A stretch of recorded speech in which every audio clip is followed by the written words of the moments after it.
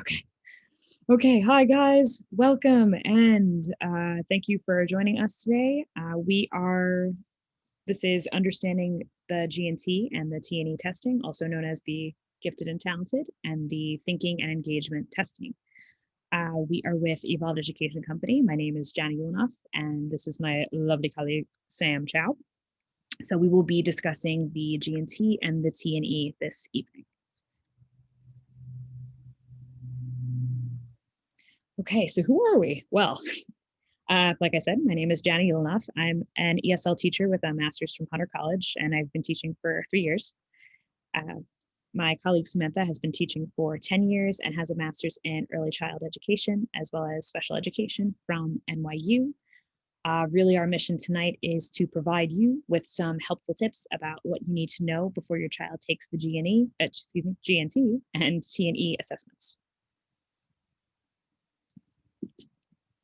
Okay, so we'll just get started right off with some facts about the GNT. So, all right, so the GNT is broken down into 2 categories. We have the NANET, which is the Naglieri Nonverbal Ability Test, which is 48 questions. We have the OLSAT, which are also known as the Otis Lennon School Ability Test, which is about 30 questions. So we have a total of 78 questions for the entire exam. Typically, the NANET is given first, followed by the OLSAT exam.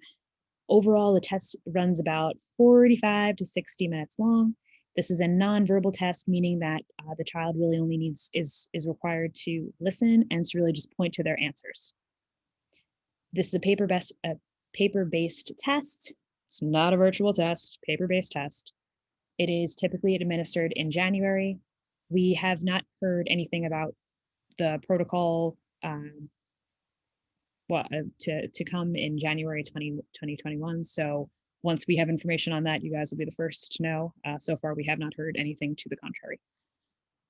As far as scoring is concerned, the students that receive a 97 or above are eligible for placement into both citywide and district GNT programs.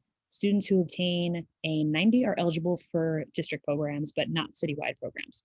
So I also just want to say that while children are eligible for citywide programs or district GNT programs, if they score at a 97 or a 90, it doesn't necessarily mean that these spots or slots are guaranteed. So they're certainly eligible if they score a 90, 97 or a 90. However, no spots are guaranteed. So just to begin with some of the sample questions here for the NANET exam. Typically, I like to say that these questions are puzzles and that the child's job is to find the missing piece really to make the puzzles work. What is going to make most sense here? So you could say something like, okay, let's look at this puzzle. And then you would point to the empty box and say, okay, wait a minute, something's missing. Then you would point to the answer choices and then go and then say which of these answer choices goes here. And then of course, once you say here, you would be pointing back to the little white rectangle to frame the child's reference for the information that they're going to be getting from that big rectangle that Samantha's circling around. So really when we ask our questions like that, we're making the questions far less abstract and more concrete. Additionally, for the reasoning by analogy question, you would use the same type of thinking. Of course, here we're talking about shapes. For this question, we're talking about shapes and their relation to one another. However, you're using the same type of thinking. What piece do I need to fit here for this puzzle to make sense? What's the best option? What's the best choice?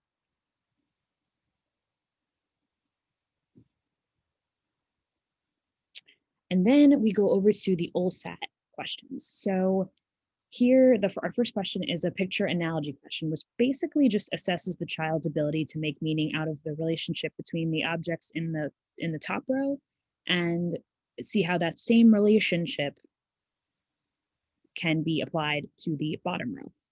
So to break this down a little bit for the child, I would say something like, okay, here we have a picture of a refrigerator that is open and we have a picture of a refrigerator that is closed. which picture belongs in the empty box, or which picture would make most sense in the empty box that's next to those eyes. I would say, okay, open fridge is to the open eyes, and the closed refrigerator is to blank eyes. And of course, I would want the child to fill in the blank there with closed. Of course, we look at the answer choices, and really the only answer choice that makes sense here is choice 4, or the answer all the way to the right, which is the closed eyes. So for the arithmetic reasoning question, the math question, this question requires you to really listen carefully, hold the numbers in your head that are being said, and really ultimately solve the question based on the information that is being presented. So to begin, or rather step 1, I like to say step 1, you have a visual anchor that is all the way to the left of the problem. That's that glass with the ice cubes in there. It's 4 ice cubes. So that piece of information is the first piece of information you need. That's the piece of information that is given. You have 4 ice cubes that you are starting with. The second piece of information that you need to listen for, or the child needs to listen for, is that there are 2 other ice cubes that are part of this problem. So we're starting off with 4 ice cubes, and we are adding 2. Third piece of information that we need to listen for is that we need to listen for more. More means add. So this is going to help you understand what operation you're gonna need to learn, or rather need to use to solve the problem. So lastly, we would incorporate all that information together, and we would use a number sentence. So, okay, thinking about how many ice cubes you started out with, 4. To how many, and then, okay, how many ice cubes are we adding? Okay, 2. So 4 ice cubes plus 2 ice cubes equals 6 ice cubes. So which picture shows 6 ice cubes? Number 4, all the way to the right.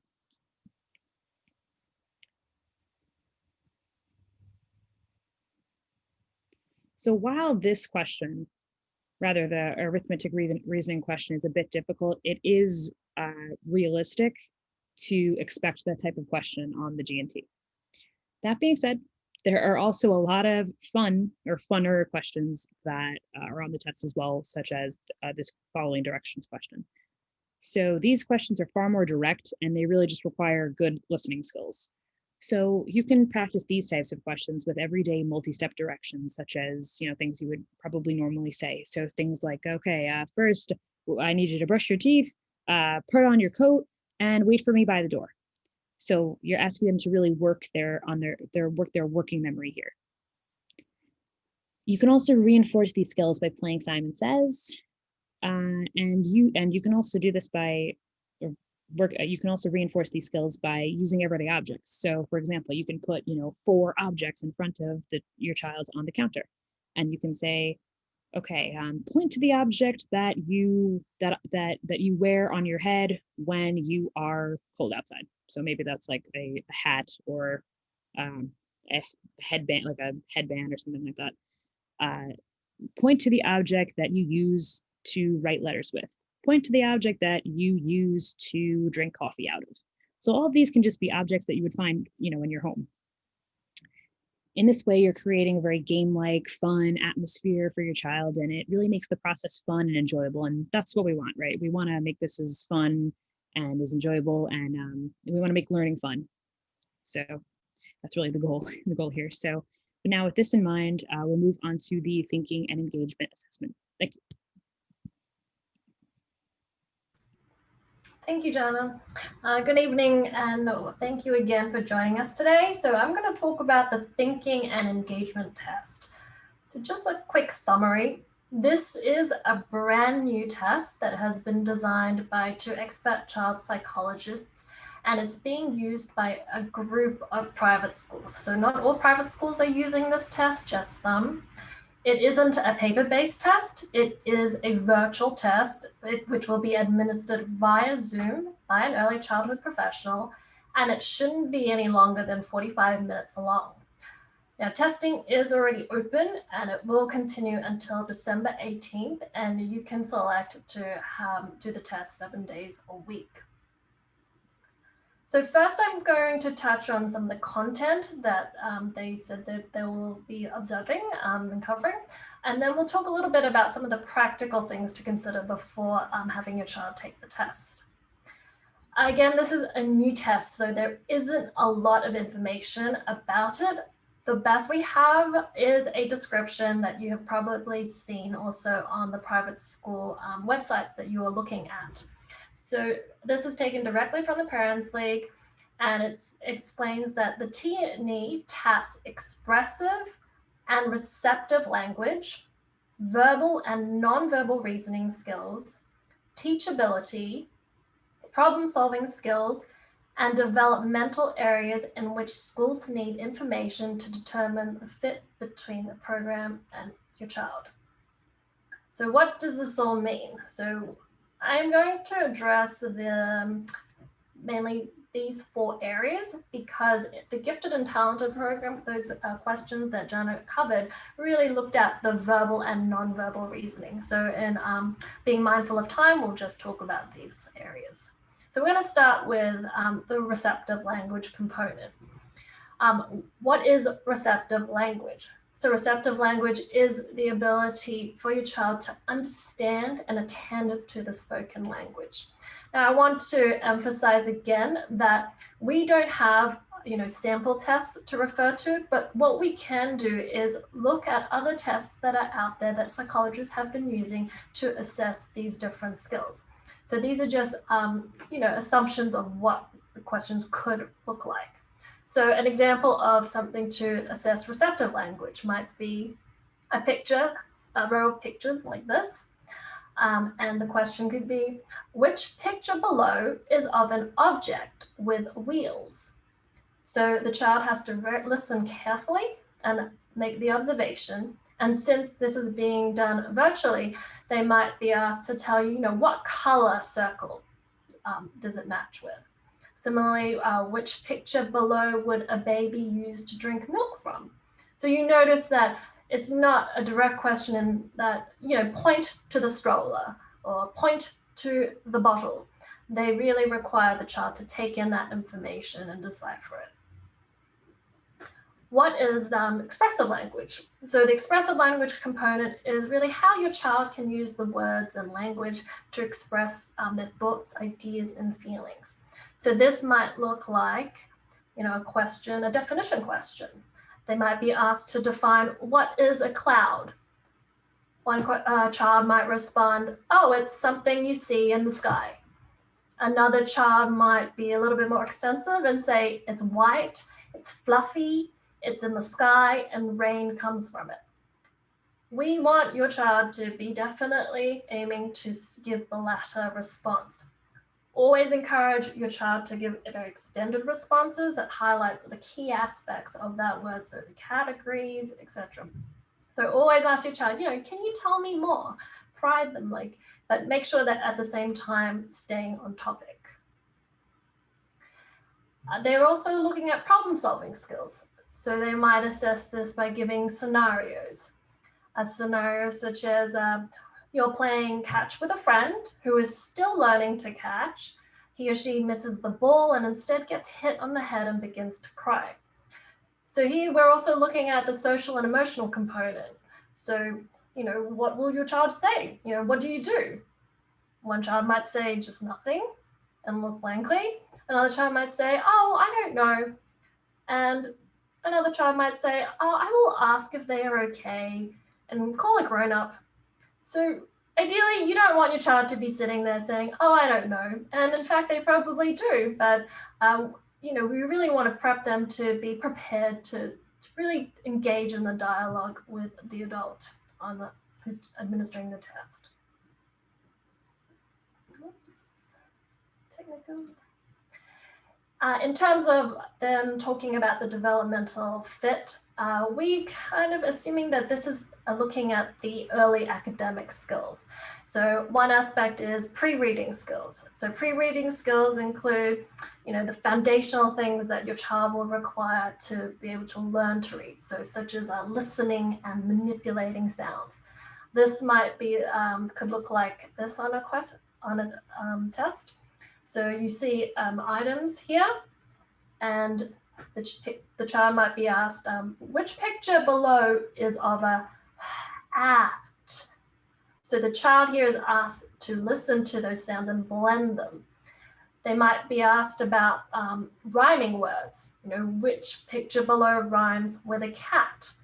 They might also be asked to discern beginning and ending sounds, which are really important later on when they do learn to read. So you might say, well, which picture shows something that begins with a sh, or which picture shows something that ends with a t, like jacket.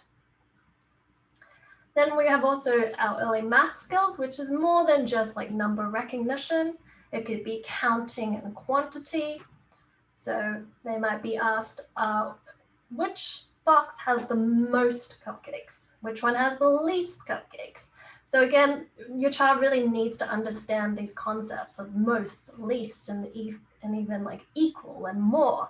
Or they might have to do something a little bit more sophisticated of, which box has one more than 4 cupcakes. So that rote counting is important. 1, 2, 3, 4. I know one more than 4 is 5, and so forth. Other things include ordinality. So this is about positions. What comes first? What comes last? What's third? What's fifth? Other things such as measurement and size are important at this age to know. So your child might be given a picture and asked, which one is taller? And how many blocks tall is the cat that's sitting on the ball? So what can you do to develop the skills at home, even though we don't know the exact, structure of the test? Embed these activities throughout your daily routine. We don't want it to be like test prep. We don't want your child to get stressed out. We just want it to be, very natural and organic, but be intentional in your activities. So maybe at dinner time, you can ask your child, how many slices of cucumbers do you have on your plate? And how many slices do I have? Which has more? What would happen when you eat like another slice of your cucumbers? Like how many do you have left? So you're really kind of just making it part of your daily routine. Or you could also incorporate that language component, asking them, what here do you see starts with a f sound, and what else do you know starts with a f sound? So these are just example questions of what you can be asking your kids. You can also just play specific games, like Jen said, Simon Says, and so forth are great activities to do. They really ask your child to hone in on the listening of instructions. Also have them, give instructions. Play I Spy as well. This is a great way to get the expressive language going. Model that for your kids. Usually kids would just say, oh, it's something brown. I spy something brown. Show them, tell them, I spy something that is brown, fluffy, that you can cuddle. So you can see that is just a lot more richer in the language. And play a lot of word games. Kids love silly word games. You can go through the alphabet and make up rhyming words like yat, zat, bat, gat, mat, or change your name. Like, oh, I'm going to change the first letter of your name to like B, so Sam becomes Bam.